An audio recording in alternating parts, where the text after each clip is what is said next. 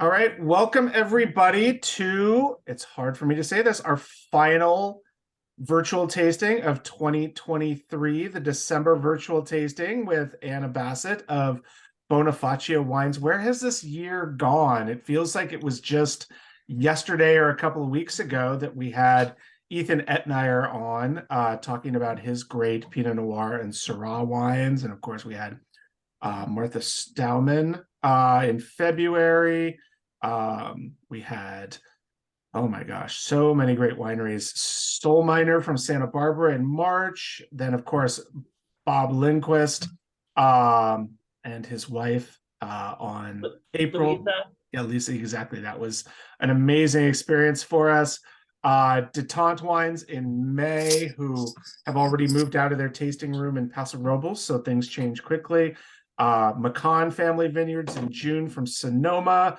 And then our summer of natural wines, Dupunk in July, La Mesa from Amador County, our first ever Amador County winery in August, and Billy D Wines in September. Of course, we went German, our first international producer in October with Lisa Tupets and Tupets Wines. And just last month, we had the Bootsakises with Boots Cellars. So it's been a pretty exciting year, a lot of firsts, a lot of really interesting wines, different wines. We are now well over 60 different forgotten grapes that we have tasted over the course of our virtual tasting. We're adding, go ahead. And not to tease it too much, but we already have the 2024 calendar down and we're already halfway into 2025. That's true. So you're stuck with us no matter what you think. Whether you like it or not, you're stuck with us because this train ain't slowing down anytime soon. Second Thursday of every month, put it on your calendar in perpetuity. Except for an occasional Wednesday when right. push comes to shove. Exactly. But thank you all for acknowledging the date change and joining us. I know it was tricky for some of you on your calendars, but we're excited to be here and to be joined by Anna Bassett or Anna Bassett-Lopez. Which would you prefer? Lopez. Okay, yeah. Anna Bassett-Lopez. That's my official new married name. Got so it. Congratulations. Yeah, but thank you guys for having me, and it's great to be included with all those producers you just mentioned. So yeah. Should be fun to go through everything. Absolutely. And we always kick things off by asking you, what is the most memorable bottle of wine that you've ever opened? Oh yeah. Okay. Let's see. I first I saw that question, then I was like, I actually have two because I have an unopened and I have one that I have open. I love it. And they're both from the same place. So I worked at Trefethen in Napa in 2014. I'm not sure if you guys remember, but that was the earthquake year. Oh, so that was the crazy earthquake of it was 6 point something magnitude. But the bottle I'm waiting to open, they gave us a cab from 2010. And all the employees, they etched in gold, like, "Dear Anna, thanks for helping us in this harvest." They have the magnitude on there, and then the earthquake scale of like exactly how it moved throughout California. Wow. So I'm keeping that, and I think I'm gonna open it on its 10-year like anniversary. So I'm gonna open that next year. But actually, a wine that really wowed me was another Trefethen wine, but a late harvest Riesling. And we had that at one of the harvest parties, and I think they opened I think it was 10 years old. So it had awesome character and really pineapple, like just so many flavors. And I was like, I didn't know that a late harvest, semi-sweet wine could even have all those character to it. So that was a fun one. I think that their dry Riesling is one of the it's so good. Top ones. Delicious. Yeah. Such a good Riesling. And they're all estate. So, I mean, all their wines are amazing. Can't go wrong with them. But I had a really good experience working there, and I was like, I got to mention my earthquake bottle. So, yeah, we survived that one. And we were on the news. Like the Barrel Room was one of those wineries that was up, and it was chaotic. Myself and two other interns thought, like, are we going to have a job? Because are we going to crush anything? And it ended up being like, one of the busiest years. So, and really, they really built crazy. that thing. They built it back beautiful. They redid it. Yeah, they redid it, and it's beautiful now. But it was really cool to be in that old building too. Amazing. Yeah. So How did you get to Trefethen and then to Bonifacia Wines? Kind of take us Yes, through your yes, my little journey into career winemaking. trajectory. Was it something you always wanted to do, or was it something that you It was developed as a not something I affinity? always wanted to do. I didn't really grow up with wine in the house, so we weren't really, my parents weren't huge wine, maybe have some at the holidays. I really was into sensory. So I worked at the chocolate lab at Cal Poly Slow. And then I thought I would work at Ghirardelli and be one of the R&D like analysts for chocolate. And I was like, I'm gonna go to Ghirardelli, them or nothing.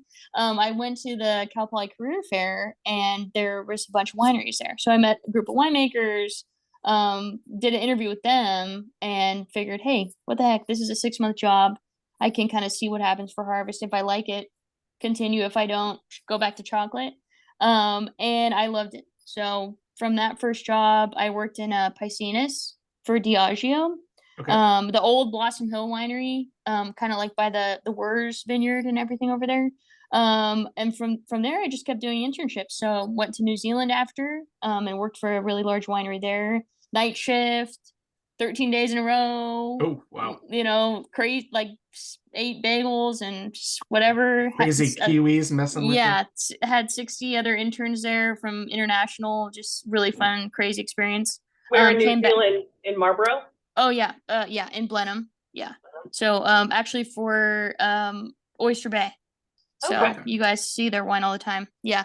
Oh, yes. So that was kind of fun. And then I really wanted to get into some small places. So got to Trefethen. I ended up working at Justin after that in Paso in the lab.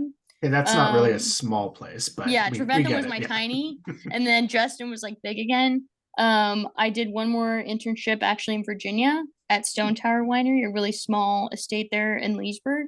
Mhm. And then I came back to California and worked at Duckhorn. So I worked in a lot of different places. Mainly how I got my wine start was pretty much friends and family asking me, hey, are you ever going to make your own wine? Like we know you're into wine and what's the deal? So I figured, hey, 2019, I had the opportunity to make some old vines in.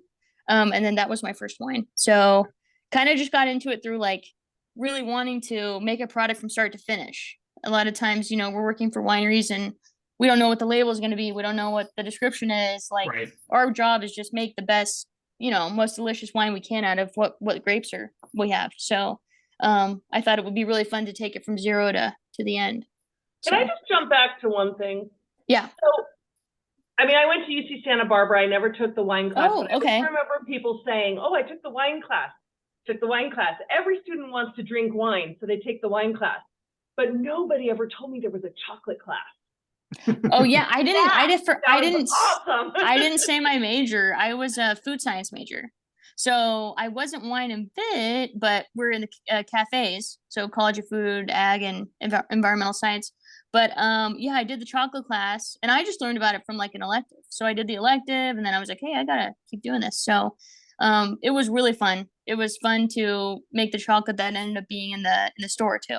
So I did that just for a little bit, but it was a fun. And I was like, to know the chemistry and the science behind it, and then to actually do the product, it's like same thing as wine. So end up being really fun. And wineries are a lot less stringent on, we don't have to wear hairnets. You can have your dog at the winery. Sure. So, a lot of food science manufacturing places, the QC is intense and, they a lot of more, I guess focus policies on cleanliness and all that. So winery's a little bit low key, a little bit different. So yeah, but it's so interesting because clearly similar processes to make chocolate and wine, but they're such different products. And I was just having this conversation last night because I led a wine event where we paired holiday treats with dry white and red wines, and cool. We had peppermint bark, we had a chocolate Santa.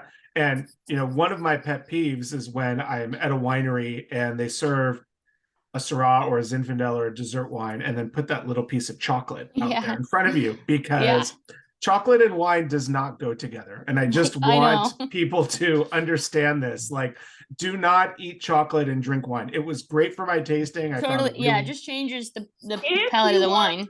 Yeah. If you insist on pairing chocolate with wine, Mhm. There are two ways you can do it, and only two. And one I find disgusting because it's white chocolate.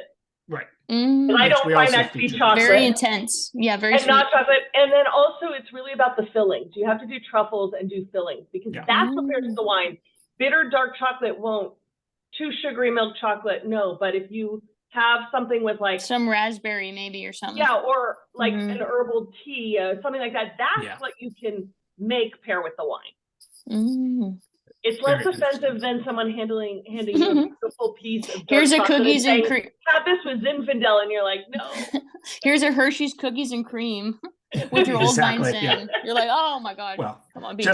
just to scare you even further, we paired a Beaujolais Rosé with a peppermint bark yesterday. And? Was it was good? actually one of our best pairings. People were really because it kind of amazed by refreshes it. up the chocolate, probably. You know, like Yeah, the and it was pepperminty. a 2019 Beaujolais Rosé that was Mm. still showing well. It had a little bit of oxidation, but that actually worked for it to counteract the richness of the white The intensity. chocolate. And Yeah. the peppermint wasn't overwhelming. It's just that hint of peppermint as opposed to the candy cane, which we did at the end, which you paired with cookie. Yeah. This is an Oh, insane, okay. pairing. It's a lot of I fun. gotta check that out. That's a good Yeah. idea. Chris's argument when he told me that was that, well, there could be mint or herbal notes. And I said, peppermint and mint are not the same Two mint. different things. But it worked. People dug it, and the wine was good too. So But I rest my case because that was white chocolate peppermint that paired, not dark chocolate peppermint with the Beaujolais. fair. All right, white chocolate queen. We'll jump back to that. Never, Before never. we jump into the Chenin Blanc and talk about that, I do have to ask you about your experience making wine in Virginia, because you're the first Yes. winemaker that we've ever featured on this that has experience making wine in Virginia. In a crazy climate. Yeah. Exactly. So compared to here. I mean, you know, like oh, sure. we're you know, of course we have like 2020, remember the fires? Oh my Right, gosh, of so course. stressful for everybody. And across California, it wasn't even just, you know, Sonoma area. It was everybody. Yeah. You know, so we've got a lot to worry about in that. But then Virginia has maybe not fires, but just the weather shocked me because I pretty much, so I found this internship actually via a friend I met when I worked in New Zealand. She's like, come out. I was kind of in between you know, jobs, and I was like, hey, I want to do one more internship before like getting a big full-time job. So she's like, come out to Stone Tower. So what's interesting about a lot of places there, they're very wedding focused. So Mhm. like all the wines at a lot of these places are created for the weddings. Right. So they have of course sales, you know, to consumers and stuff, but a lot of it is like, hey, we want to be estate grown so that we can provide the alcohol for the weddings, and everybody loves that, you know. So that was. Were you in Loudon or were you in the Blue Ridge Mountains? It's in Loudoun County, in Leesburg. Yep. Yeah. Loudon is definitely not the best place to be growing grapes in the area, it's but fascinating. definitely close to a city, which is why the producers are all. Everybody from DC goes for the weekend, or it's the Temecula of checks it out of the East Coast. Yeah, basically. exactly. Yeah. So I did that internship. What was really fun about this internship was that this place was tiny. I think we did 400 tons, so very small. I was kind of the only intern. It was me and he's not there anymore, the winemaker, but me and him, and then we had two people that we had trained from the tasting room to come and help us in the AM and PM pump overs and punch downs. Yeah, so it was like, you know, it was really fun for me because I'd been in a lot of kind of like regimented internships where it's like you're in the lab, you know, you're in the lab 6 days a week, and that's what you do, and it's not quite this, or you're in the cellar. A lot of places are very kind of, you know, they're bigger and they have their timeline, so you're kind of more restricted. This one day I was like on the tractor, the next day I was like doing, you know, cleaning the whole cellar, the next day I was pressing everything. So really big variability and responsibility, which I liked. But the weather, crazy. Like, you know, it would just be torrential downpour, and I'm like, oh my gosh, the cab is only at 20 bricks, and it's like Halloween, you know. So the weather's crazy, the soil's completely different. You know, I don't think they quite have the drainage that we have here, so it's difficult for them to get like good yields too. Also very healthy, like very rich, nutrient rich soil out there. It's not the like, you know, the dense. Like, yes, it's not really just more struggle for the grapes on top of the weather. This was a smaller winery, but did they have a wedding venue as well? I used to have to give tours of the cellar. They all do, Allison. They all have. Even the little ones. Yeah. Exactly. Oh, yeah. Even 500 case winery has, I know. So I used to have to give tours. I'd be like mid pump over on top of the they had the big wood foudre tanks, the big ones. I'd be up there like, this is our taste, this is our cellar, and today we're doing Cab Franc, and but it was really fun for me. It was a good experience. So I figured, why not try something totally different in the US. So yeah, and then I was there for about 6 months and came back. So but you didn't carry any of those grapes over. You're not doing any Cab Franc or Petit Verdot. Yeah, we'll let them keep troubleshooting. Petit Manseng. Oh, I was gonna say we did that, and then we also did Semillon, which was interesting because I had just tried it from Europe before other places, but the wines there, even though that's a low pH, they're still like really like flabby almost already, like when they're coming into the winery. So it's just not you think you're kind of getting one thing when you're picking, and it's just a little, you just never know. Every day was just who knows.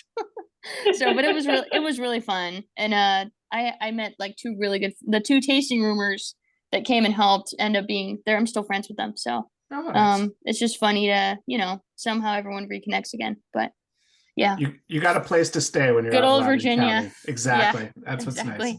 Yeah. Well, I'm always I was, it's been a while since I was tasting there. It was 2017, but I did get to taste through Loudoun County and then down in Charlottesville as well, and was really sure. Did you go to surprised. Did you try the Norton at? I did. What's it called? Barberville, or there's quite a bit. It's by there. I forget. We went to the world's largest Norton. Isn't that the woman who something with a butterfly? Yes. But we got not King Estate. Those are King Estate and Barberville. We gotta we'll look it up and say it at the end or something, because it's something with a butterfly, and she is like the Norton lady. Okay. Yes, we went there because Stone Tower bought Norton from them, and like we did a day trip down there, and they're like, it's true. It's the world's largest planting of Norton, but even Norton, it's just interesting, just totally different. Yeah. So I know there's some Norton being grown in California. Shayna Rosenblum, when she had her side project, she was doing some Norton wines and had some Norton planted she was sourcing from. So that'd be interesting to try. It has permeated here in California, and I can only imagine what it's what it's. You could do a Norton comparative. We got Virginia, we got this one. Stacy wants to know what Norton tastes like. Gosh, it's been a while since I've had it. I kind of remember it being licoricey, which I'm not a black licorice person, so like I was kind of like, but it's like, it's not quite tannic. It's like no mid palate kind of, and like a little bit licorice bomb. Yeah, but that's usually, the one I tried. It has a fair amount of acidity to it, and you can also get some real kind of musky or savage, like that sort of animal note. There's a really interesting book. I can't remember the title of it. It's like the something vine about the history of Norton, and it dates back to actually the Revolutionary War, and it covers this. It's basically America's initial grape. It's America's original grape, which is pretty amazing. It's an interesting grape. I think that people were one of the trends was doing it kind of like a port style and making it like a portin, like what's it called? I don't know. It was some kind of marketing kind of scheme, like with like make Norton. Yeah, so that was popular. Port on Norton, that'd be funny. Yeah. So I don't know if they added more, like chaptalized it or added sugar or what they did, but they sweetened it up a little and then kind of got it in that, or maybe they added some brandy to it or something and made it some kind of thing. Yeah. But yeah.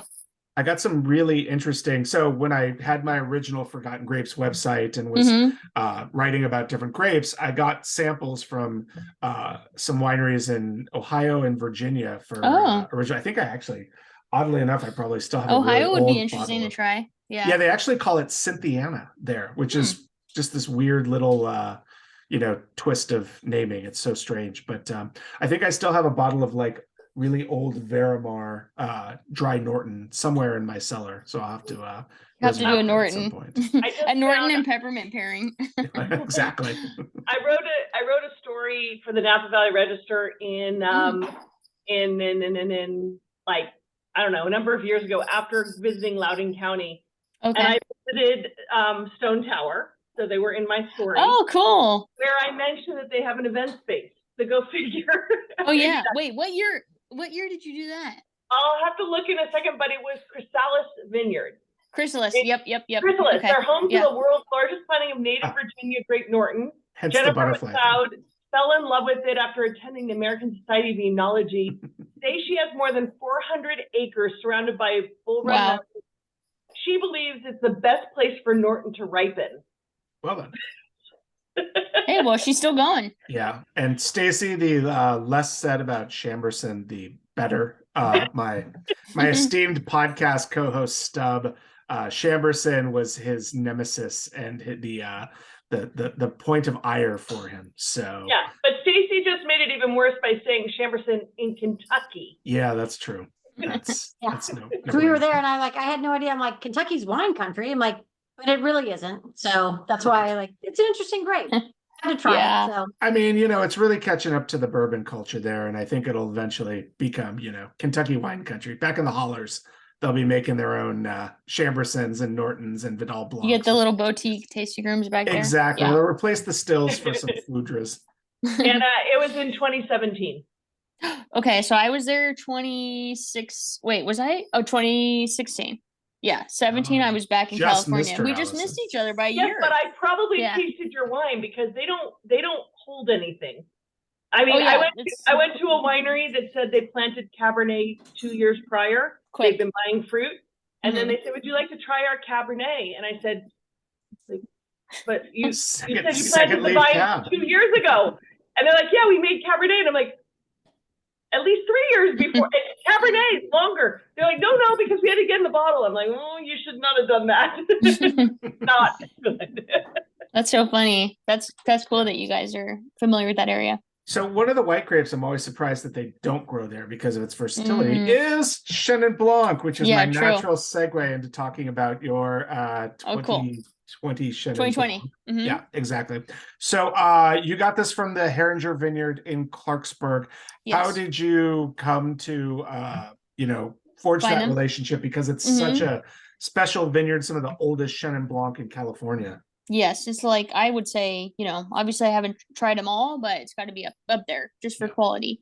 So the Heringers, I pretty much, when I was starting out to try to find where I'm getting grapes from, I really looked online. I mean, I really looked on Wine Business, and I looked for bulk grapes for sale. Because a lot of people that are on there have a good track record too, and they accept people of all sizes. Because my first year was pretty hard to get anyone to respond to me. I was like, I am in my start. I want to make Zin. I only want 2 tons. People were like, oh, we have a 10-ton commitment. So I found the Heringers, connected with them, and went out and toured. And they were great people. So we ended up clicking. And I just knew that I wanted to make a really nice, refreshing white, kind of for my first white wine. So I figured, hey, got to do Chenin Blanc. It's kind of coming back in trend too. I know it was popular way back. You guys probably know, time wise, what is it, like the 80s? Everyone tells me, like, I mean, it was French pretty much Colombard. pre-Judgment of Paris. So like, so even before, but even through the 80s, it was. I mean, Chenin Blanc was always used as a bulk white. Yes. So it's like, we can put this in. Yeah. If you're buying the Carlo Rossi jugs or the, whatever it might be. And if it was a Burgundy or Rhone or not Rhone, but a Rhine or different things, generally Chenin would be the base, and then they would add their little whatever it might be to it. To that, like, I was, a lot of people are telling me that and French Colombard were like that trend, so I figured, hey, make a single vineyard Chenin Blanc and really crisp, refreshing, stainless steel, bottle it, pretty quickly, and just make it a refreshing white wine, low alcohol, low pH, that's kind of was my vision for that wine. So this was really like the second wine that you ever made. This is my second. Yeah, this is my first year of just. I started. I'm still very small. It's a really small label, but my first year I just did one varietal, the old vine Zin, and I did 2 tons. My second year, I decided to do like a ton of 2 different varietals, white and red, because then I wanted to bottle all 3 in 2021. So that was I was kind of thinking, when's bottling coming? What can I put together as like kind of a 3-pack at least to get started? So you made Zin in 2019?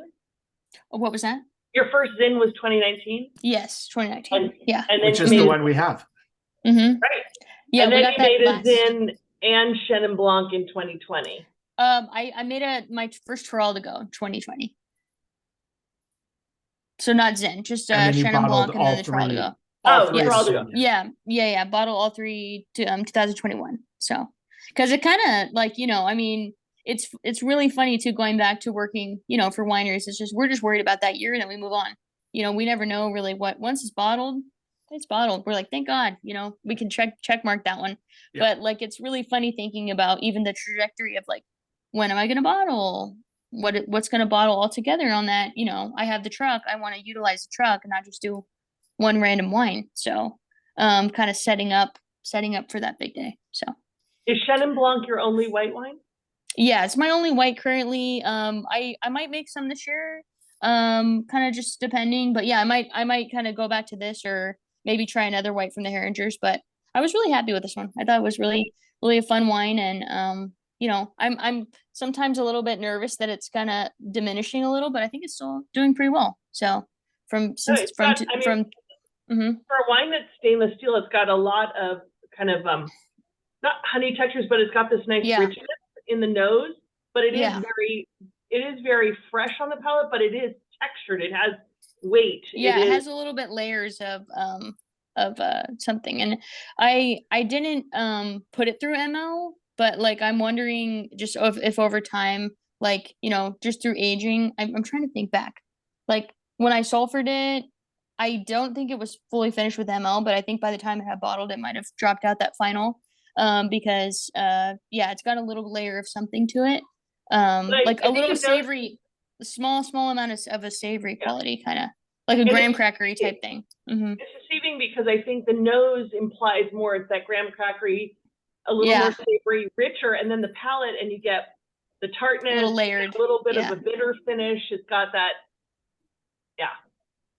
good. I'm glad that you guys like it. Yeah, it's kind of funny too, even how it's evolved, because in the very beginning, I really got like a lot of pear. The pear was very apparent, very green apple, like just right after bottling, and then it's fun to see kind of those like linger a little bit, but it's just fun how wines change in the bottle. So and when you're working with the Heringers on this, are you I mean, it was one of your first wines. Were you kind of dictating the pick, telling them what you were looking for? Were they basically just saying, mainly, here's when the bins are going to be ready, come and pick them up? No, they don't do that. So the thing I love about them is that they work with, like what I was saying, a lot of small people too. So they're able to kind of troubleshoot and manage, like, you just have to let them know a few days in advance. If you can choose, I want hand pick or I want machine.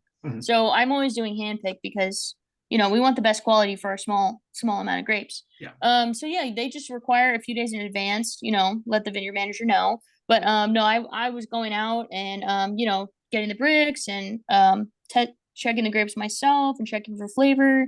Once I got to a bricks that I kind of had wanted and the flavors were coming along, and I checked pH, I knew we were getting kind of ready to go. So that was, let me think when that was. That was like early September. So I was kind of thinking it might be August just because of weather and stuff, but we ended up getting it in September, which is good. So what draws you to Clarksburg? I mean, I know the ZInfandel's not from there, but the other 3 wines come from the same vineyard. Yeah, I know. I ended up just keep using them because I was just really happy with the area. So Clarksburg. So at the time, I live in Ukiah now, actually, but at the time when I was making all these, I lived in Windsor. And from Windsor, it's not too bad of a drive to go over to Clarksburg. Also, what I liked about Clarksburg is that it doesn't have that like really busy feel. You can just go there and like even if I use other growers in that area, I could hit them all kind of in that area. Like everyone's right there by the river, and they have great weather. They really cool down at night and get nice heat in the day. And they have that breeze coming through The Heringers are pretty much right next to right there in Sac, close to Sac, but that river there. So yeah, it was convenient location, really easy to work with. And I liked that they had, such a variety of grapes, I was kind of still thinking, what am I going to do? Like I wanted a refreshing white. I wanted to make a unique red that people don't know too much about, and then try to stick to a classic red. So when I knew they had Teroldego available, I was like, all right, I'm gonna work with that one, because that's could be interesting to troubleshoot. And then I did the Malbec in 2021, which was kind of my more classicer red. So yeah. Mm-hmm. And that's a nice segue into the Teroldego. Yeah, the Teroldego. Right, yeah, exactly. Also from Heringer, but again, one of those Heringers again. So rare here in California. Yeah. Grown predominantly in the Alto Adige and the very north of Italy, the foothills of the Dolomites up there. I know, that's on my bucket list. Got to go there. When I was sold this wine to a shop in Santa Cruz, she had some of the Elizabeth Foradori.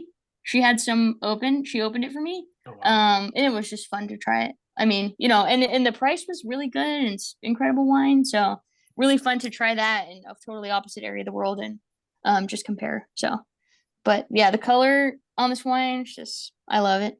Yeah, I think it's one of those when people pour it, they're going to be like, wait, this is the second wine we're drinking this dark, but they don't realize that because of that location being that high in altitude, you get these really dark-skinned grapes that have very high acidity up there. Yes, exactly. Yeah. So what about in Clarksburg? Do you get the same?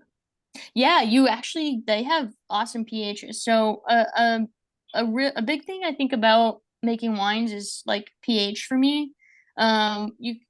You can do so much with knowing pH. If you have a good pH, your wine is going to have such a longer life. It's going to stay so much fresher. You don't have to do as many additions. The quality is really preserved. And then over time, we're always racing the clock, making wines, worrying about pH. We're trying to, keep those flavors intact, but then we got to keep it in barrel for a year and a half. So we're always fighting the clock on keeping acidity. And something really cool about the Teroldego is that when I picked it, I think the bricks were like 23 and a half or so. Wow. Okay. Yeah, and which is pretty standard for that. But the pH was only like 3.3. So really pretty good pH to balance with the bricks. And I picked it earlier than other people would. But I knew I wanted to preserve that freshness. So once I finished secondary fermentation, I'm still at a really low pH. I'm only at like 3.4 maybe. And then it's like white wine territory. It's kind of crazy. Yeah, 3.5 or 3.4 and a half. But then you can add less sulfur and you kind of have a fresher wine. So it's crazy because the nose has really strong floral aromas. Yeah, and then I get like a violet character. Yeah, super violet or cranberry, like a cranberry crushed kind of thing. Exactly what I wrote down was really pretty floral notes of violet, red fruits, little dark red fruits, and then I get this whiff of chocolate every so often. But then you're right on the palate. No, it's super dry. It's like rhubarb and pomegranate and just like really with just what's interesting is there's this very like soft underlying tannin that kind of sticks to the tongue. Yeah, that you don't get till the end really, which I like. Yeah, because I'm not too much of like a big tannin person. Like I think just for my palate, I'm very sensitive to them a lot. So I kind of have always preferred wines that are a little bit, more maybe rounder a little bit or softer. Whites, I love just the acidity and the zip of white, but for red, I don't want it to feel like chalkboard, So this has been a really fun one. I think this is just fun and like it's got a lot of longevity to it too. Like I can't wait to open this in 5 years and hold some cases back and then just even see what it does. So it's got a really great acidity that the long finish is really this lingering acidity that kind of hides. Yeah, that's mouth-watering, but it kind of sits there right in the back of your throat. It makes you kind of, I think, want more. Like, it gives you a little bit more of like, hey, I need to try that again. Yes. I really like this wine with a lot of Mediterranean foods because I feel like it, like it kind of, there's so much of the, like olive oil or certain cheeses and stuff in that go very well with this. And like almost a lemon, like the lemon zest and like a tabbouleh salad actually is nice with this. Like you might think, oh, this might be too, heavy or dark wine for it, but it actually goes really well. Or like the dolmas, the grape leaves, the stuffed grape leaves. That and this, or couscous. So I've done a lot of different food pairings with this one because I always find myself like, hey, I gotta try another Mediterranean thing, and even some of the fish that are cooked Mediterranean is actually good with this. So kind of funny. You have a couple fans here because everyone's good. commenting that they really liking this wine. Oh, good. Thank you guys. I'm glad that you like it. Yeah, especially its inkiness, and obviously there's in my glass there's a ton of sentiment. So all of your wines unfiltered, unfined. You put that on we the should. label. Yeah, we should make a note about that just so people don't be like, hey, what's going on? But you have to also remember that Chris is almost finished with the bottle, so he's at the bottom. If you're at the bottom, the Malbec, and that's because I opened it up on mine Monday, has it too. So. I've got some sediment here, but another kind of winemaking philosophy of mine is if I can get away with it, not to do filtration. So unfiltered is a big or no fining agents. A lot of the wines are unfiltered, unfined. So pretty much my point is like, yeah, we keep things clean in the cellar. We do a good job topping. We rack for bottling, and everything goes well. We don't need to do cross flow and remove a bunch of sediment. We just naturally let that fall out. And I think no filtration for such small lots is really key because we're not losing a bunch of wine. I mean, I can't afford to lose 15 gallons at filtration. And then I think it keeps the texture intact. I think just I know it's especially filtration for white wines is very popular because it's like, people want the clean, easy to drink wine. Yeah, but they want that clarity. Yeah, I think it can be achieved too, though, by like certain little tricks in the cellar or cold stability, keeping it colder for a little bit longer, than having to add something or do filtration. So. Yeah, no, it's mainly watching over them, and every few weeks I'm like, have a panic, go check what's going on. Because once harvest is over, I don't need to be at the winery all day.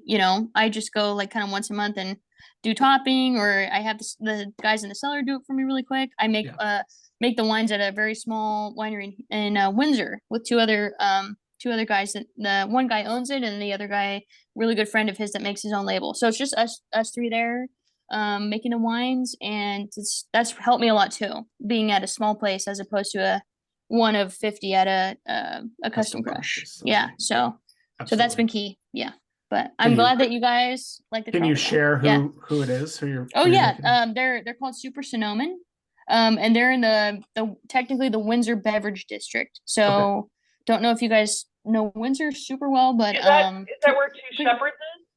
It's very close to them. Smith's store used to be there, right? Is it in that? I don't know about. Is it right next to Russian River Brewing Company? Yeah, but it's down a little, but it's close. Okay. Yeah, Two Shepherds is there, in like another parking lot. Okay. Yeah. So I know that area. Yeah. So that's been really nice for me, and it's fun working with them too, and they've Chris of Super Sonoma has had his label, I think, for over 10 years. So he makes it totally different wines, like cab and different things. But the winery, location makes a big difference for people. So yeah, interesting. So yeah. Mm-hmm. So I'm fascinated by the fact that you made a Zin, then you went with a traditional white, but you wanted kind of an out there red. Was that something you always planned, or was it just you saw Teroldego on it and was like, ooh? I mean, did you know that grape? Had you worked with it before? I did not just like know. a shot in the dark kind of thing? I didn't know the grape. I was just like, my thing was, what I've had to really learn with Bonifacia Wines is how to like be a good business person. Because before this, I was just fully 24/7. All I did was be making wine, whether it was in lab, cellar, help out a little bit in the vineyard. But my full-time position had always been, like good level of responsibility, but not the head decision maker, like lab tech, but lab manager, but not the one on the line saying, hey, this is what we're doing. So my thing with that was like, when I'm thinking of a marketing plan, little Post-it note, what am I gonna do? I would just figured, hey, everyone loves Old Weizen. That's everyone in California, or like, maybe not everybody, but there's definitely a cult.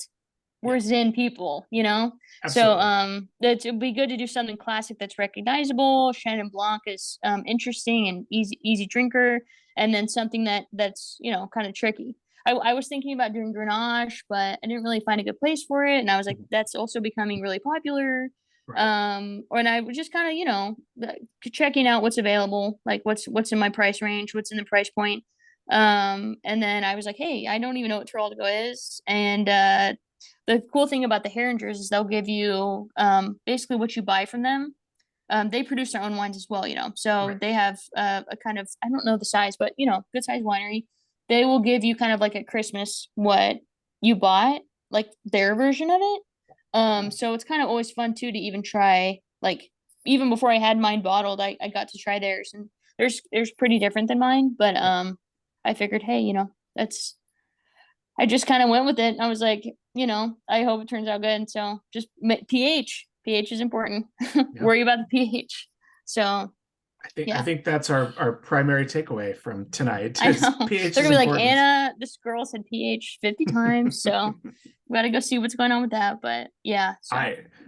Having just produced my own sparkling wine, pH was absolutely on our. It's very important. Yeah, and it was definitely something that we had taken. We had a lot of our investors and other winemakers come up and do a blind tasting of about nearly 47 different sparkling wines, not only other Proseccos, but wines from Paso Robles. And then we had everybody rate them, and we took the top 5 and analyzed them in a lab and kind of broke them down by the numbers. The grams per liter of sugar, by the pH, the TA, other things. And so it was really interesting to see where the pH is landed. I know, because I'm wondering if everybody's palates were kind of focused in like a little range, like the top. What we found was the clear crowd pleaser, the one that everybody rated the highest, had a very, I guess you would call it a very low pH. It's weird that 7 is so to me, low pH means closer to 0. But some people will say that's a high pH because it's a higher acidity. But it had on the more zippy end. Yeah, it was like a 3.233 was where I think it was around 3.2. But then it had very high grams of sugar per liter, which is how you balance out the acidity. So that was always kind of a target for us. And I mean, our still wine came in at like 2.9 before we sent it up to the laboratory. And we ended up with a fairly significant grams of sugar. But that sugar helped. You don't taste the sweetness. It really helps just balance out the acidity. Right. Yeah, that's a good point. We're digressing. So let's talk a little bit about the name Bonifacia Wines. Where does Bonifacia come from? Why not? You had Bassett Wines right there. You can put an adorable Bassett down right on the label. AB Wines. Yeah, exactly. So this was definitely another little kind of challenging aspect, is getting something that you're going to be used to saying for the next how long you're in business, 10 plus years, whatever. Hopefully you're doing. 50 plus years. Yes, exactly. So and making sure that the Instagram handle's available and the web.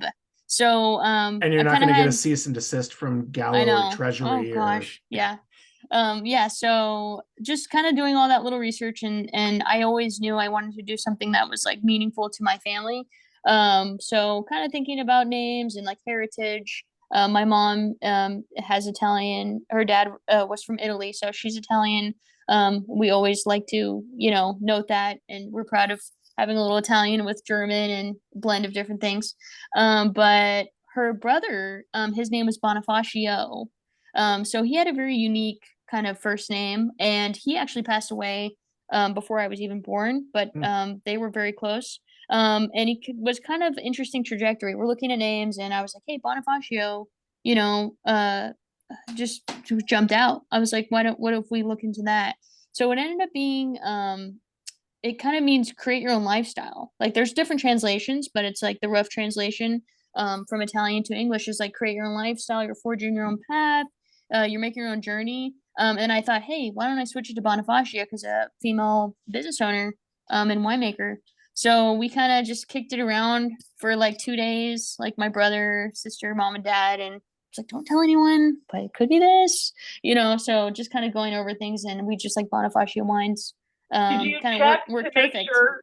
Did you check to make sure that when you changed the gender, the name stayed the same? Oh yeah, I did. I did a lot of Googling. Yeah, it didn't completely change the definition of it to something horrible, like, right, good fascist or something like that. Well, no, I mean, like we had a dog that we named Cappuccino, but it was a girl, so Cappuccina. But a Cappuccina is a bad word different thing. Italian and not a cappuccino. Yeah. So, but we couldn't call her Cappuccino because she was a girl. So yes, we called our dog a bad name. I mean, I knew it. But it worked. You made a horrible mistake telling me that cappuccina is a bad word in Italian. I'm going to start dropping I can teach you a lot of bad words in Italian. All right, we'll have to have a lesson.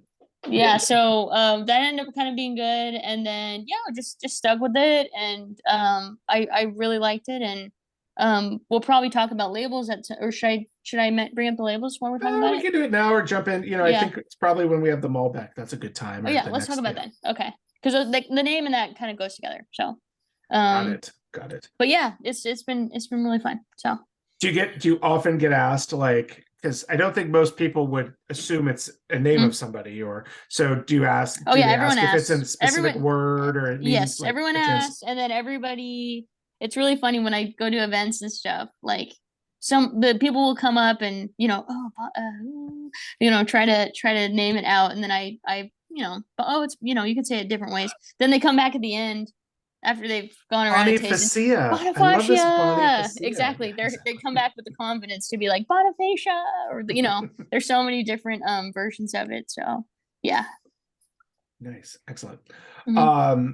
Yeah. Okay. So we talked a little bit about the food pairings with the Teroldego. Let's jump back. We should have done that with the Chenin Blanc, but what if you're? I mean, it sounds like with your food science background, you are kind of the expert to talk to about food. I know. I kind of get like a little it's almost like when the wine's in barrel, you almost have a little bit mental picture of like what you can almost assimilate it to that you've tried before, because if you think about it, that wine in barrel, you never tried it before. It's a brand new product just sitting there, and it's Schrodinger's cat.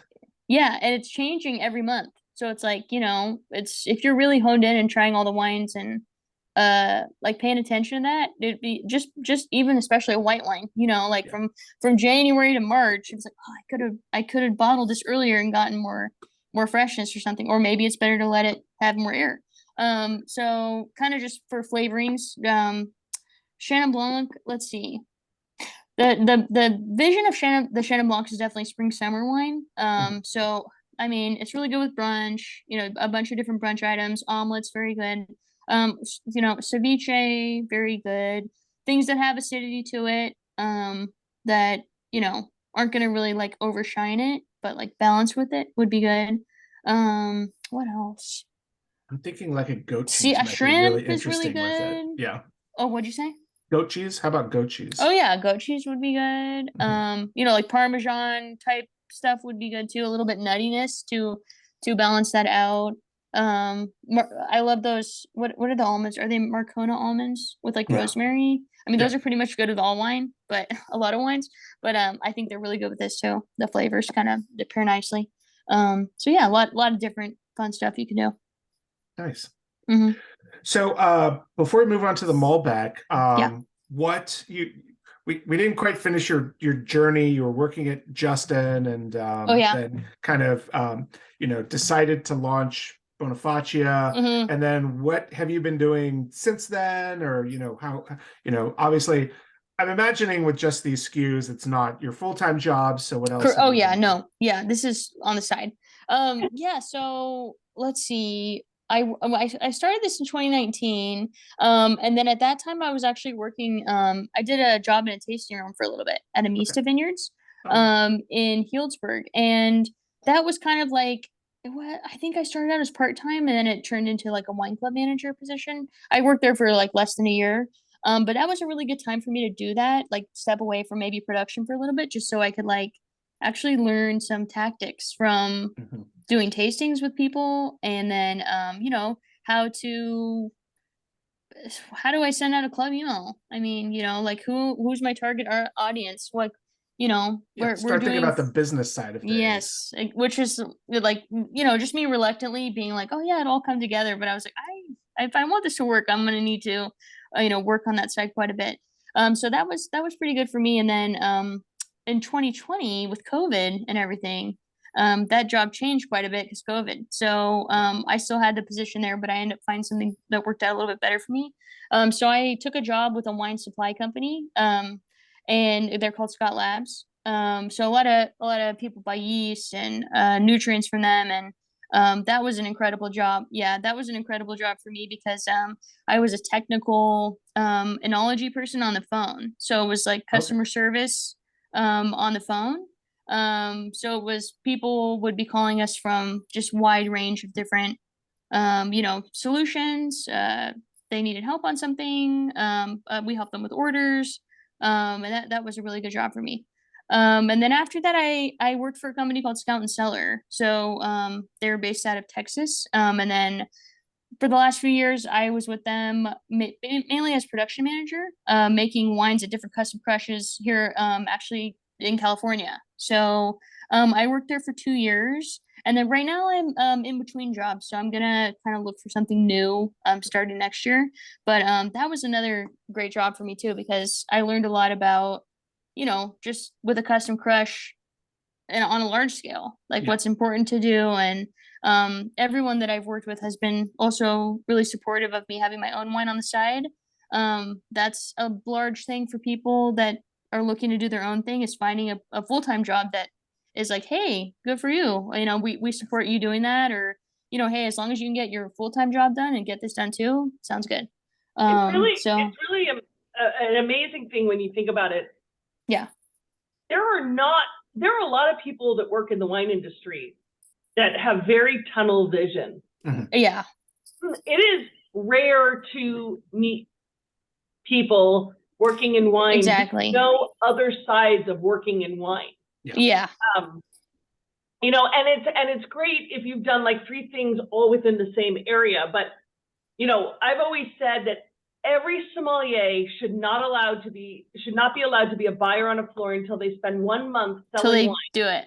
Yeah. And every person selling wine should spend a couple weeks on the floor, in a restaurant dealing with suppliers, because there's such a lack of respect for the two jobs. They're not maybe sure how important that other job is to get what they're doing done, Yeah. So I worked for an importer and sold wine at one point. And again, just watching this and seeing the disconnect of people not understanding, so much logistics too. Yeah. So why can't you sell my $70 Syrah, Yeah, exactly. But it's crazy because, it's anything from why don't you want to buy my $10 wine to why don't you want to sell my $70 wine?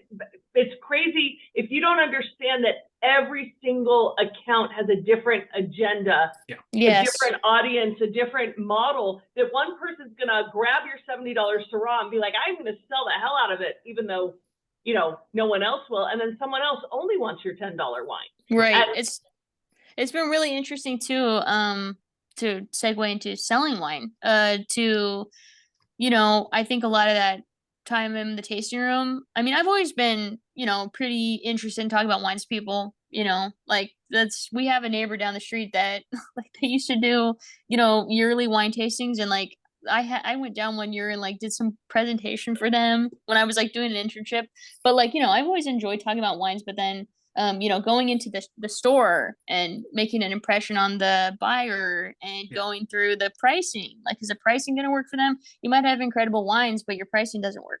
So, or, maybe they have 5 other Malbecs that are from right by Clarksburg and yours is good, but it's not going to make the cut here. Or we just bought, an Argentinian Malbec and need to sell that. And we're waiting for that. We'll contact you when that's done. And then you're like, do I follow up with them? So I was going to say, the answer is yes. You always follow up with them.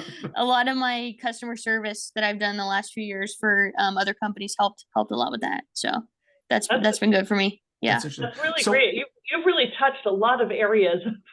Thank you. Yeah. I know.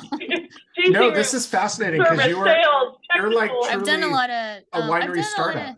Yeah, I've done a lot of different jobs because I also feel like I have worked at some, maybe some of the larger producers. A lot of their promotions are, they want you to do something for 5 years, maybe before going on to the next. So I was like, I just can't imagine doing this for 5 more years, So it's been a really good challenge for me, to even though it's small, keep working at it and try to do the best you can. So and get the information out there. But it's also impressive to understand how every experience is teaching you something that you can use somewhere else. Thank you. A lot of people kind of poo-poo that or forget that you have a technical background. Like work in a tasting room, you could have the attitude of going, no, I belong in the lab. But the experience you get from that. Yeah. There were definitely some difficult days, but for the most part, I was like, I'm going to. Something really cool I thought that I never thought about was like when you're doing a tasting, you can ask someone a few questions, and you'll know what kind of tasting they want. They won't even know, but you'll know based off cues. So say Chris comes to the tasting room and I'm like, hey, what are you guys doing in Healdsburg? And he's like, oh, we went to Quail and Condor and we got croissants. Then we went here and we got this. Like that person is going to be interested in food and wine pairings. Right. So it's like interesting that people will kind of let you know what they're interested in without even really knowing. So that I've used that for a lot of different tastings and things. Try to see what wine they would pick out of mine based off what they answer. So just in case you want to see what unfiltered and unfined looks like, that is my glass. And it's harmless. It's harmless. My first glass of the Teroldego. So are you hungry? Because you can, snack on it. I know. I feel like I should throw some marshmallows in there and gather it all up. It'd be delicious. The next food pairing. But it is a really interesting thing when you think about that, because that is something I talk with friends all the time and do this. I've done a couple of videos with my friend on our YouTube channel where we say like how to behave, what to do in a tasting room, because not enough people ask the right questions, and we as the consumer need to go in with an open mind. But if you're not met with someone who's asking you like, where have you been or what are you doing? It can be stressful. It shouldn't be me coming in going, do you have a Cabernet? It's me saying, what do you have? But what's available here versus, 2 doors down. That's true too. It's about having that open mind. And then you're right. If you ask questions, you get a lot out of someone. If you have an engaged person, that's probably going to make you like the wine more too, So yeah, exactly. So Anna, what have you found has been your sort of most successful sales channels at this point with Bonifacia? Like, how are you spreading the word and getting it out there? Obviously, the Forgotten Grapes Wine Club is a prominent. That has been an awesome way to end the year, Chris. So thank you for that. And Allison. Yes, I was excited for that to come through. I was like, yes, a great way to end the year. Get rid of some cases. But let's see, I sell online. So I use Vino Shipper to help me with the out-of-state licensing and stuff. So use them. And, my sister actually went to school in Nebraska. We have quite a few like friends and people that she went to college with, and they're in the wine club. So that has ended up being funny, shipping wine out there and to kind of some different states. So that has been, selling online. Everyone does that, but I think what has helped me is going to wine festivals. So I went to one, let me think, it was 2022. And it was like the California Wine Fest. It was like Huntington Beach, I think it was. Or no, Dana Point. Sorry, Dana Point. So I went there 2022 spring. That was a great way for a lot of people to just try my wine, all at once. So I only had my 3 at that point. I hadn't bottled my 2021s, but great way to get, recognized by a bunch of different people. And then a lot of it I've kind of started a little bit of a, portfolio of people I can go to, but I have done a lot of cold calling. So I've done a lot of, hey, I'm Anna. I've got this wine. Are you available Thursday at 2? I can come by and do the tasting. This is what I have. Done quite a bit of that. And then kind of the retail locations that I'm at. I think I'm in, I don't know, I'm not sure on the current inventory, but maybe like 10 shops, kind of throughout the northern Santa Cruz and kind of up, have, made some deals, and they'll buy some cases, and I'll go do a tasting for for people, and we get good results on that when we have a tasting for the night, and you know they're really happy when they saw the inventory and then they buy more. So what is your total? Yeah. What is your total case production?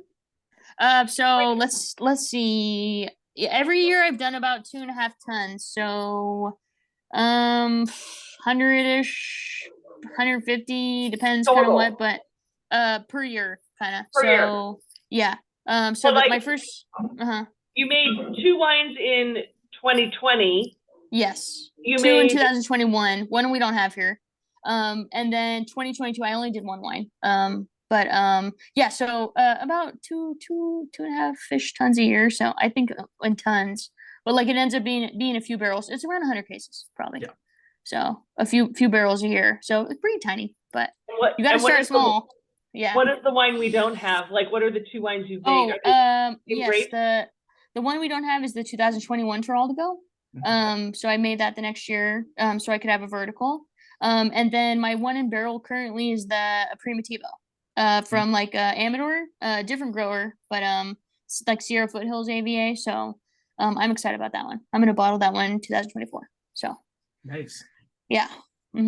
So pretty tiny, but it's kind of also enough work because I'm like kind of doing a lot of different stuff with it, and yeah, just I'm kind of curious to see like, you know, what I'm gonna end up doing with it this year, and probably I'm gonna try to do some festivals. I had my son in March of 2023, so 2022 was I couldn't do a bunch of wine stuff in terms of, you know, festivals and stuff, but this year should be good. So yeah, you should definitely come down to Paso Robles and do the Garage East Festival. Yes, I know some people from Cal Poly that, you know, are in wine down there, and then I see them post about it, and I'm like, I gotta do. There's one in Sonoma too that I could probably try to get into too, but that would be fun. Yeah. And I think Allison knows of another festival coming in May or June that we'll talk to you about, that I think would be right up your alley. Let me know. Yeah. So that's kind of, you know, you want to what I'm doing now. Everyone? tease something that we're planning for 2024. He's keeping everyone on till the end. There may be a standalone 1 or 2 night only Forgotten Grapes live tasting event going on. Yeah, that would be cool. Tasting. It may happen. So we'll see. We'll keep everybody posted. Sorry, go ahead. But no, we get to bring all these people off the screen into reality. In person. True. Exactly. I was gonna say, I don't do any distribution at the moment because, you know, it's pretty tiny, and for the most you're basically part, distributing it yourself. I mean, it sounds like you're dropping off cases at the yes, shops I'm the dropper, or my mom. My mom retired from teaching, so she helps me out with some deliveries. But yeah, so that's kind of what works so far. Nice. So let's jump into the Malbec. Okay. Yeah, you're 2021. So yes. 2021, you did this and the Teroldego. What drew you to Malbec? Because again, another one of those like just on the cusp grapes that, you know, more and more people are familiar with, but it's not. It's not cab. It's not a right. traditional grape. Yes. Yeah. So I went back to Heringer's. I was like, hey, it's really convenient for me to already be going for the Teroldego. So I figured, let's see if they have something else that I'm interested in. And I really, you know, when I worked at Trefethen, we did all 5 Bordeaux's, you know, of the reds. And I wouldn't say, you know, got super into Bordeaux, but became a lot more familiar with it. You know, I wasn't just doing like a big red blend that had a bunch of things in it. And I always kind of gravitated towards Malbec flavors. You know, not super high tannin, but kind of nice, smooth, a lot of nice flavor. And I love the Argentinian Malbecs too. So those have kind of always been fun to try. But yeah, I figured let's try a Bordeaux, and I didn't want it. I knew it was going to be, you know, like not in a blend, so it has to be standalone. I didn't really want to do like 100% Cab Franc, just because like that's not really something that I was like I would be drinking that. So I just picked Malbec. People in Virginia are sad at that. I know, probably disappointed in me. Once they see this, they'll be like, oh, she had her chance. Yeah. But yeah, so I just tried Malbec, and I figured that would be a good place to start. And then maybe when I have some more experience with, you know, working with someone like Malbec, could always try a Cab Sauv. So yeah. It's really interesting. So these are grapes that you aren't really familiar with, that you haven't really worked with before. So what are your, you know, how are you deciding the decisions to make in terms of your barrel aging, your Yes. yeasts, your, you know, additives, whatever it might be, maceration times. How are you? Right. Are you talking to people who have made these before? Are you, you know, researching, looking up previous wines made? Yes. Well, before even kind of starting my wine, definitely would research like so many people. So, and that would just be kind of me coming across their page on Instagram, you know, like kind of see what other small labels are making, kind of what looks cool, what looks interesting. And then just kind of throughout my, you know, full-time like wine jobs, I've always worked with just so many grapes, but like on just a little bit larger scale. So, you know, you have kind of ideas of like what would be good. I mean, I don't like, for example, you know, stylistic choice. I don't do any like stem inclusion because I'm a little bit worried about it coming off as like too green. I don't want to take that risk of like not liking a barrel and loving the other barrel and then having to blend the two. So a lot of it comes down to kind of what kind of would like have the grapes stand alone on themselves, but then just monitor it, make sure that, you know, you're not going to mess it up before it gets to bottling. So kind of, for example, like I always do destem on the reds, because that's no matter what grape, I'll probably always do that because I'm not a stem person. But some people love that. I mean, some people love the stem inclusion. And some grapes it works great with, like Grenache is one, and Pinot. Or like you know, maybe exactly a Pinot Noir, you know, maybe needs a little bit more robust. Right. I also feel like you get a lot of sense of how the wine's gonna taste when you're out there checking the grapes. Like, you know, between even 1 week to the next, like looking at bricks, looking at pH, looking at flavor, you're kind of already getting a vision. Like, what am I gonna do with this wine? You know? So kind of forecasting that. Destem, I always do bin fermentations. So I use dry ice to keep temperatures down and then get some nice color out. But the Teroldego, I didn't even need dry ice. It was just like already crazy color. So I was like, that's doing fine. Just leave it alone. And then yeast selection. Let's see. I think that I always buy from Scott Labs because, you know, I really love my time working there and they have amazing products. But yeah, for yeast, I pretty much buy yeast from Scott Labs, kind of think about pH again, and see kind of like the trajectory of what I want in the finished wine. But I think, you know, yeast doesn't do so much for flavor. I'm really picking the yeast to get good fermentation, clean fermentation, and not worry about like it adding any enhancements. So I want the grapes to be the main focus. And then for barrels, you know, kind of see what's available or, you know, what my budget might allow. A lot of times the 2020 Teroldego, I did 100% neutral red. So they were just old French oak barrels. And the 2021, I had a little bit more new French, because I wanted to bring out kind of like a little bit different flavor profile between those 2 years. And smoothing it out a little bit. So used oak kind of for that. But yeah, those are kind of like my main kind of rotation, thinking of factors when making a wine, and then always try to, you know, if I don't have to do filtration, I'm happy. So, I mean, if I like mainly, you know, people are probably like, what does that mean? You know, if you're happy, if the wine is tasting great, it has vitality to it, you're happy with the numbers, which would pretty much be, you know, pH, alcohol, that it's stable wine, and you're happy with it. You know, if you do have a clean racking out of barrel, then you're gonna be okay. You know, so yeah, that's kind of my short little snippet into that. And yeah, just a lot of people, I think, I see a very large trend in a lot of, I think especially kind of some young winemakers saying like, I'm so hands off, like, you know, I don't do anything. They do things, but they're maybe not really thinking like of the whole process. And I learned from a few winemakers previous jobs that like it's great to be hands off, but no one to be hands on, because it can get messed up quick, and then you're like, oh shoot, I could have done 5 things to fix it, you know. So even choosing a good barrel to go into, if your barrel has VA and you don't know, there goes the wine. Right. So you know, just little stuff like that. So yeah, or you pick the wrong yeast and you get stuck fermentation, and you're sort of there scrambling, try to, you know, heat it up, whatever you're like, it might be. Yes, I gotta do what? So right, that's another good point too.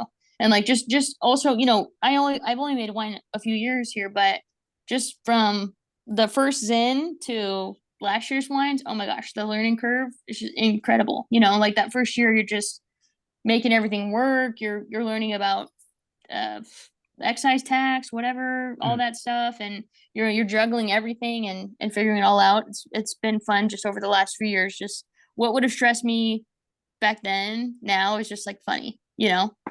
So that just comes with keep it going every year. So well, not to hit too close to home, but it's the difference between your first baby and your third baby, which is you're like, I've done this a few times. Exactly. The first baby is like, you know, oh my God, we have to keep it safe and like it will do this. And the third baby is like, okay, no heroin on the couch. You know, it's fine. Yeah, you're like, you'll be good. I'll come back. Exactly. I can leave her here for half an hour while I take a nap. Nothing's gonna happen to her. It's fine. It's good. Yeah. Exactly. So did you use any new French oak on this Malbec? Yeah, the Malbec I did. I think it was about, I had a few, let me see. I had 3 barrels of this and then a few kegs. So one of those was like partial new French. So yeah, not too much, just a little bit. So maybe about a third, 30% or so. Yeah. No, it's lovely. And yeah, it smells rich. Nice. It's kind of like giving me a little bit like a there's definitely like it has a nutty not hazelnut, but some kind of nutty olive kind of character to it. It definitely has sort of a nutty, like a walnut, like a walnut. Yeah, and I'm getting some like, you know, fresh rain in a garden, kind of like that. Yeah, very it has green, I was gonna say, like healthy kind of, you know. What was really cool about the Malbec when we crushed it was that the Teroldego, like just to compare, you know, because they were both picked around the same time, end of September. And the Teroldego juice, you know, the color is very concentrated, but there wasn't a lot of juice on it. Like I only got like 2 barrels of the 2021. The same amount of tonnage for Malbec, it was a little over a ton. I got like 3 barrels and more. So maybe a little bit more of like a juicier grape. And I think that kind of helped with a little bit of the fermentation, because I was really, when I was doing the punch downs, able to really do it a lot easier than oh gosh, I can't get any more juice liquid out helps of this with the corner. punch downs. Exactly. Yeah. So, and then, you know, with heat and everything starts to kind of get going there. But what did you say the oak was on the Teroldego versus the Malbec? The 2020 Teroldego is no new oak. So just complete old neutral barrels. So that combined with, I think, the low acidity really kind of makes it almost like sometimes I enjoy it, but it's got a punch to it. You know, you can really tell that it has acid to it. This is about 30% oaked, or I guess new oaked. It's just interesting because I wonder, I don't want to do too much. Yeah. Are you doing more new oak on the current? Oh, the 2021. Yes. It, I had it. So the barrels I used were like retoasted to a certain percent. So that's about the same. It's like a 30% retoast or something. Like the Malbec. Yeah. So same oak profile. Yeah. Which is, it's really fun. Yeah. They're different. I mean, the Malbec also has that acidity. It's crazy. And I just wonder how the Teroldego will react to, because it's really good as it is. I like it. Yeah. No, as it is good, but it's also fun that we were able to introduce oak, for the next year, and then you know, compare the two. So I like it too. It's a different profile, but it still has a little bit of the zestiness to it. There's a little menthol, or sort of like kind of that Bordeaux quality. Yeah. Should we pair it with a candy cane? Do a candy cane straw. I think creme de mint would be better than a candy cane. Go with all right. Different mint. What about like an Andes mint? Exactly. Hey, that might be good. That's a good idea. Different. It's a different. I would try that one. Peppermint or spearmint is just a hard. It can be harsh. Yeah. This has that earthy quality to it, and I like the color a lot too. What's really interesting about this wine to me is it has this really creamy mouthfeel to it. Like there's the texture of it is there's a creaminess, but at the same time there's a leanness to it, where it's not a heavy wine. Not too rich. No, and you're not getting excessive tannins. In fact, I got more tannins from the Teroldego than I did from the Malbec, which if you were to tell somebody that, they'd be like, no way. But you're right. it's a very acid driven wine, particularly in the finish. It's got that real short finish. It doesn't have a tremendous amount of length, but it makes it very refreshing. I enjoyed this, like I said, on Monday with a nice. You said steak. Yeah. And it held up really well. That great acidity really worked nicely with just a beautifully pan seared steak. So talking about too richness just on wine. So I think it seems like you guys, it's fun for the tasting. You guys share a lot of technical knowledge too, like with the viewers. So I'm sure they know about secondary fermentation and maybe ML. So the malolactic fermentation. But what I was going to say is another style thing. Like I just use the same ML bacteria all the time when I do red wine. And it's just the basic, the clean fermenter. So it's called VP41, and it's like the strong. It will get anything through ML. But I kind of like that because it's not adding any of that extra butter quality to it. So you're still keeping that kind of grape flavor intact. You're not thinking, oh, I got all the way here, now I got to get through ML and then change the flavor. I don't do that. So I just do the basic one. So I think that's made a difference in the wines too, Yeah. Absolutely. All right, since we're getting a little low on time, see, Allison, even when we start early, we still creep to the end. My point was not about the creeping to the end. The point is that we leisurely enjoyed these wines, so we're not backloading them with 20 minutes. See, I got a thumbs up from Stacy. We started with the wine, it's paced out. We're good. Oh, and also from Mike and Lynn. All right, and from Steve. Damn it! Why is everybody against me? Scott's with me. That's against you. They're just with me. We like the Wednesday nights. Yes.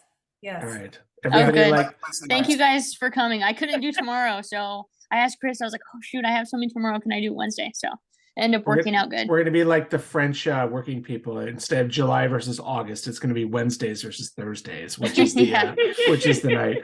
So let's jump into the Old Vine Zin, your first wine ever. Yes. Just unfiltered, not unfined. Yes, it says so on the label. Yes, I did do a little finding agent on this one. Just because I was a little bit worried about it in barrel, just with the higher alcohol, and it had quite it was kind of an intense wine in barrel. And a finding agent just can kind of filter out some of those little kind of like things I didn't like, like maybe a little off character. But yeah, it didn't have to do filtration, so I was happy about that. And this is a powerful wine. This was picked pretty ripe.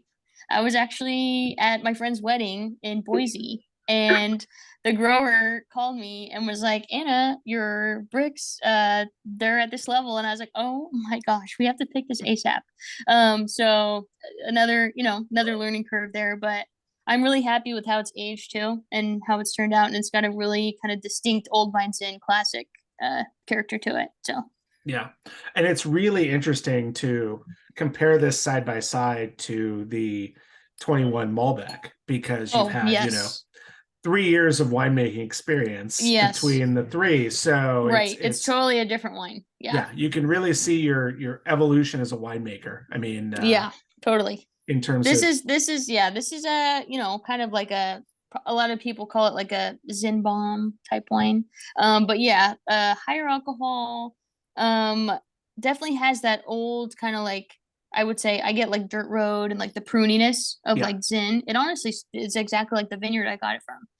And I got this from the California Shenandoah Valley AVA area in Plymouth. And the growers it's complete dry farm. So no irrigation. The vines are 80 plus years old. So that was why, with a heat spike, they're really out there checking the numbers and letting everyone know, hey, it's coming up quick. This was actually this ripe the first week of September 2019. Wow. September 7th. It's actually my birthday. It's kind of funny. Oh. But it ended up being really weird. And I was like, well, I guess the day that we can do it is Saturday the 7th, because if it's already at 25 plus, we got to get it going. And so how did you decide on Zin for your first wine? Yeah, Zin was something we were kind of, I had so much opportunity for that first wine. I could have pretty much done anything. Right. Zin, there was a lot of Zin available that year, like online on Wine Business. And then, you know, my dad and I always talked, and he kind of had the idea, hey, why don't you do some kind of classic, you know, California type wine. Zin has been around forever. So we figured, hey, we'll try for Zin and see if we can find a grower that wants to, you know, sell us a few tons. And this is from the Sleeper Ranch, up there in Plymouth. And they have Barbera. They have a few other, let me think what else they have. They have Old Vine Zin, Barbera. He might have Syrah. I can't remember.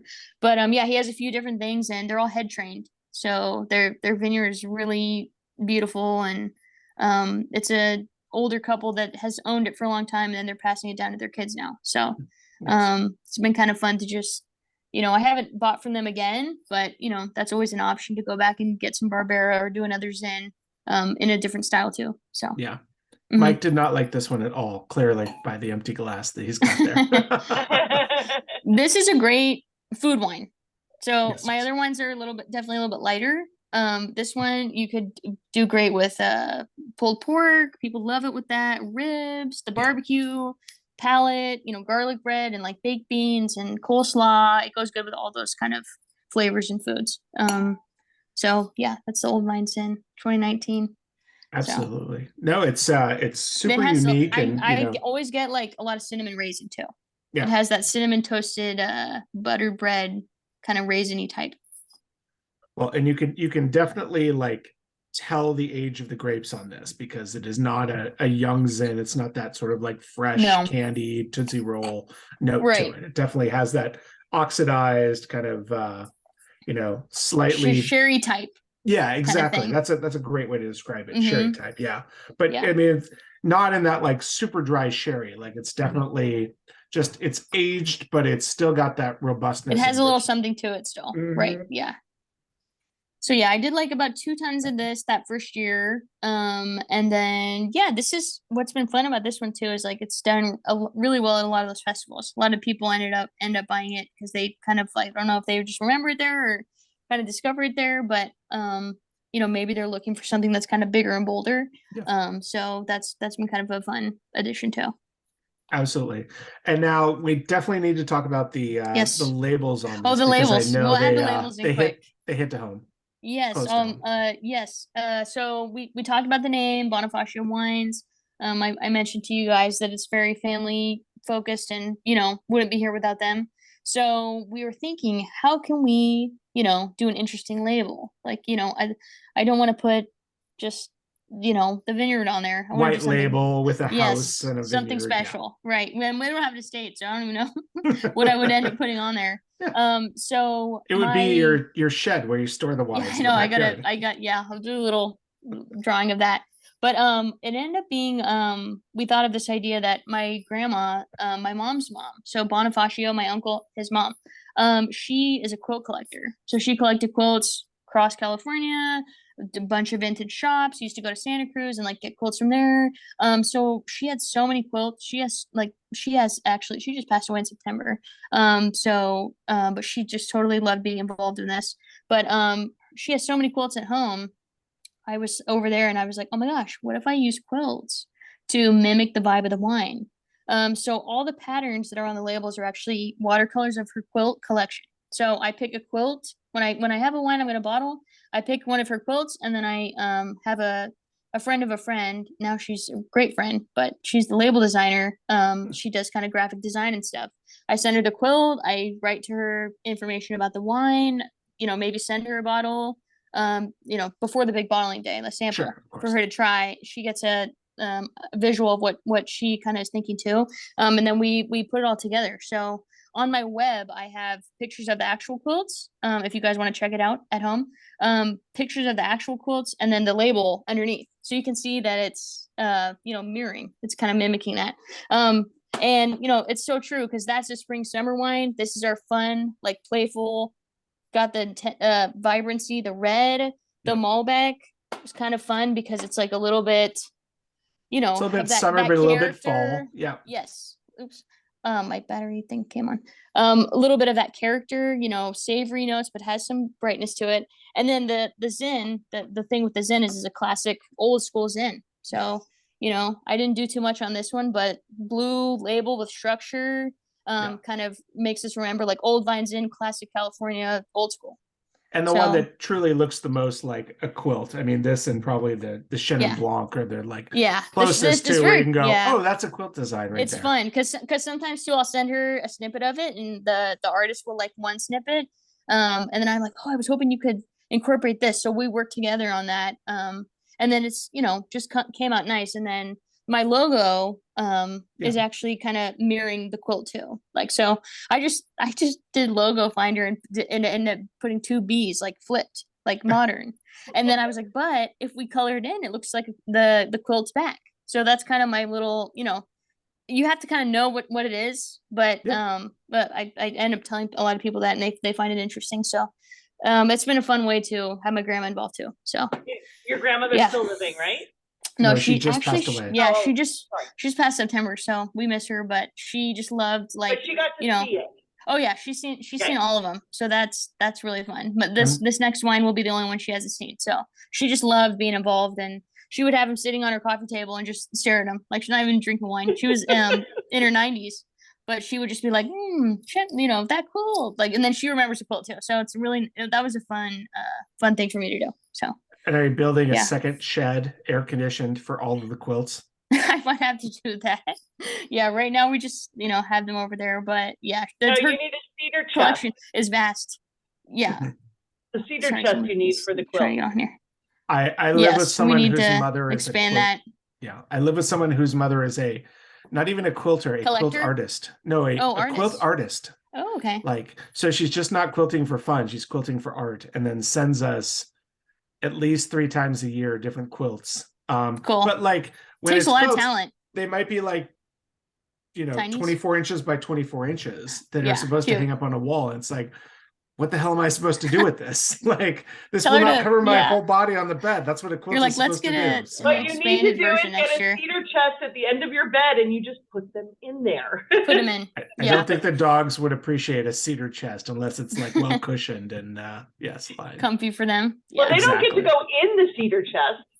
No, but they have to jump on the cedar chest to get to the bed is the key. And you never know. A lot of sharp claws on a cedar chest, which I can see the damage already caused at that point. So yes, no, Larry, that the point is we're supposed to hang them. We do not want to hang them. That's the issue but we can't sell them because if she ever shows up, she's going to expect to see them. So we're at a you just gotta figure out a breaking point. Yeah. You know what you need to do is you need to find a room, create a room. Like if you do a building you've been to our house, we have no rooms to spare. Well, I was gonna say you're screened in porch. If you had walls there, you could just find a space where if you had walls there. That's the key statement in that. Yes. No, but it'd be great if you could build a little shed. Our entire backyard is just going to be one giant shed. Or a she shed or whatever, and you put them all in there. Yeah, Teresa doesn't like them either. So we're just going to, they go in boxes in our garage, basically, like well-sealed plastic boxes. Okay, you need to make a beagle barn, and it goes in there. All right, fair enough. So Anna, to get off the quilt talk, but no, that was a fascinating Oh yes, piece of your thank life, you. Which I love. What's next? Like what you mentioned, you've got the 21 Teroldego. Yes, I have that. That's bottled and that's available. So pretty small quantities of that. I have a Primitivo that that's gonna come out next year. So that's just aging in barrel. That's hanging out, and then before we know it, we harvest again, and then we'll see what's happening for this year. So if you had your pick, do you have certain grapes that you're interested in working with, or is this really just like whatever pops up on your radar? You'll. I'm gonna kind of use this year to do a lot of focus on my vertical Teroldego. I don't have too much left of the 2020. But can kind of lead with the 21 and have the 20 in the back pocket. So I would love to buy that again, but I have to kind of see how it goes these few years, or else I'm just gonna have all Teroldego. So maybe do that again, and then I maybe some kind of refreshing white. So I love Gewürztraminer. Maybe I'll try to find some of that. And do a really kind of another clean acidic white wine. Maybe even a little bit. I'd probably do stainless steel again for that one, but you never know. Maybe do a one oak barrel, one stainless to balance. Who knows? So something like that would be fun. And I have moved to Ukiah, so I moved north a little bit from Windsor. I might kind of go with the Heringers in the future, or I have made quite a few contacts up there in Redwood Valley and in Talmadge in Ukiah. So maybe utilize some of those growers and do something different. So yeah, I was gonna say a lot of old vine Carignan up in that part of the country. I know that Martha Stuman, she has a lot of great wines from up there too. So a lot of people, it's been fun kind of see them discover Ukiah through some fun wine producers, because there's a lot of grapes up there. So absolutely, yeah, there's some great Mendocino grapes up there. And, so Stacy wants to know your thoughts on making a rosé. Oh yeah, that could be fun too. I'm a little bit like unsure if rosé is like a trend or if it's like long term. It's long term. Yeah. Okay. It's now that Chris, it's more than in. It's now here. that Chris verified it's in. I'll consider rosé. But that would be fun. Yeah, there's a lot of varieties too that would be fun to play with for rosé. So. Oh yeah, Jeannie's throwing out. How about a Nero d'Avola or a Barbera? You mentioned, you have potential accent to Barbera. Good idea. Yeah, the Barbera. It would be fun to buy from the sleepers again too, and then pick a little earlier, and just pretty much just get it earlier. The quality is great, but just pick earlier than. Oh my gosh, we have to get it off tomorrow. So. Yeah, it's so funny. I don't know what it is, but there are at least like 3 producers I know who grow ZInfandel and Barbera right next to each other, and I don't know what it is about those 2 varietals. We have to do research on that, and we'll get back to everybody. But it is interesting, maybe because head trained. I don't know. Maybe the extra endurance to get down and get the water, because these grapes go down like 30 feet or something. So crazy. Yeah. I have to say, Chris, you have to be very impressed with, how well you've trained your wine club. I'm always impressed with the depth of questions. When they ask a winemaker, what about Nero d'Avola or Barbera? I was going to say, that's a great idea. Jeannie's got some depth. I will say, as a wine and food writer, panel. Jeannie has tasted more wines than probably all of us combined at this point. So she knows what she's talking about. Exactly. Yeah, that's we've missed her over this last year. She was a staple in 2022, and we haven't seen her a lot in 2023, but now she's back with a vengeance. Cool. And that's what we want. Exactly. I like the Barbera ideas. I'm going to do research on that and let you guys know. So if you need me to bring you some Barbera up from here, there's not a lot, but there's a couple of producers I know who do some great stuff. But, okay, especially Sierra Foothills is ground zero for great Barbera. So. Yes, the old school, nice. You live up north, she can find it. You got so many, you've got Sam Bilbro at Idlewild and Martha Stuman. You got all the people who are doing these grapes up there in Mendocino area. Right. Yes. Jeannie, never ever drink anywhere else. Only drink forgotten grapes. That is that's the key takeaway of today. And yes, Larry and Sandy, Allison will email you offline or send you her email address, because I know you guys have some questions about Georgian grapes, the Republic, not the. I'm very excited because my story came out today, so I'll put the link in here too. Yeah, that would be fun. My story about Georgia, so I just put it in. But Sandy, email me anytime. You can talk all the Ricazzatelli and Sapavi you want. Mitzvani. There you go. There's this other one that I met the I think it was the UK ambassador to Georgia, and I couldn't say this one grape, and he said, just go and I was like, okay, you're like, that works. That's gonna ever sell in the US. That's up there with how I learned to pronounce Ayurvedico, which looks like a Giorgio Giugico. Yeah, exactly. So Anna, if people want to get a hold of more of your wines, want to get the 2021 Teroldego, what is the best way for them to get in touch with Let me you? And plug do you so? guys. I'm on the iPad. Oh yeah, you're almost dying on the battery. Here we go. We're getting the kitchen view. Oh yeah, you guys got the kitchen, the cabinet. The best way is to go to my website. So it's bonifacia-wines.com. I also have an Instagram page where I have a lot of updates on there. And then I'm doing actually kind of like a little Christmas special right now through from today till Friday. Any 3 wine purchase, you get $20 off. So it's automatically at checkout. You know, say someone loved the Malbec and you're like, I need this at Christmas. Get 3 bottles or any 3 mix and match, you get $20 off. And then we ship to a bunch of states. I'm not sure if a lot of people on here are from Paso or from other areas, but Mostly Southern California is what we've got. Oh yeah, here. so easy. Okay. But yeah, so we could get that shipped out. But yeah, web and Instagram, and then yeah, always appreciate people that are interested to follow my page on Insta, and then connect with me on my web. So what is your Instagram handle? Is it Bonifacia Wines? yes, yeah, Okay. just at Bonifacia Wines. Yeah, so Perfect. oh, I got a follower, Stacy. Thank you, Stacy. So yeah, I don't I use that quite a bit for just making reels, and it's always fun to follow along. I think winemakers process on Instagram with, you know, you're at the vineyard and just go to the winery and just a day in, day out kind of style. So Very nice. Excellent. yes. All right. Well, thank you so much for being here. We appreciate it. Thank you guys. This was so fun. And yeah. this is my largest ever Zoom group. So I really appreciate all the questions and the interest in Bonifacia Wines, and thanks Chris and Allison. And I'm glad we talked about pH. Norton. I mean, Norton has to go down in history. Stone Tower was mentioned. So that was pretty fun to reflect on all that. So. And I know you've got an 8-month-old, a 9-month-old to yes, take care of. Coming. So.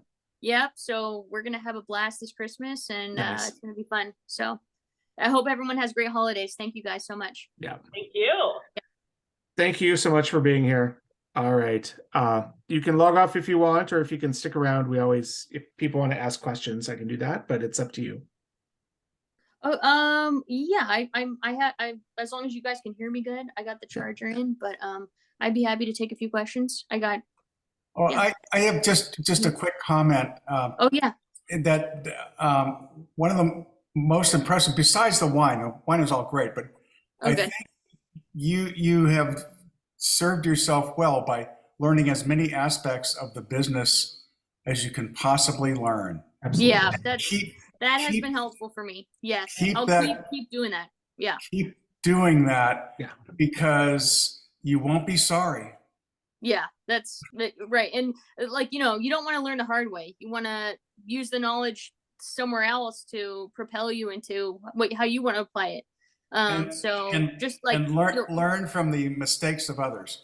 Yeah, exactly. Yeah. So yeah. No, but it is cool because what's fun is give yourself a decade or two. And when you can look back and laugh at some of the jobs that you never understood how they fit in your life, and yet they make sense in some way. You can turn off the recording now, Chris. All right. Allison, do you have something to share? The weirdest jobs I had were I had to market a TV show and get an audience there, which Chris actually knew. It was a local KCOP show, target audience 18 to 35-year-old males, and I had to go to sit on Hollywood Boulevard and hand out tickets. Wow. And now you're here. Something. At the time, I didn't know it, but in hindsight, it teaches you. Right. Yeah. My first actual internship when I was at Cal Poly still was this is kind of funny segue into that, was for a canning company for fruit. Mm-hmm. And I was like, oh, it's gonna be fun. I'm gonna be in the lab and I'm gonna do R&D, and yeah, we're gonna do peaches and do the retort, and I was all excited about it. Oh my gosh, that job was good for that summer, and then I was like, I'm never going back to food manufacturing with the hairnet and the just to enter the factory, just the factory lifestyle. You know, I just was like, once I was done with it, it was such a relief. I was like, I finished my first internship, but I was like, I do not want to go back to all the you know, food manufacturing GMPs and so much stringency on the workplace. So but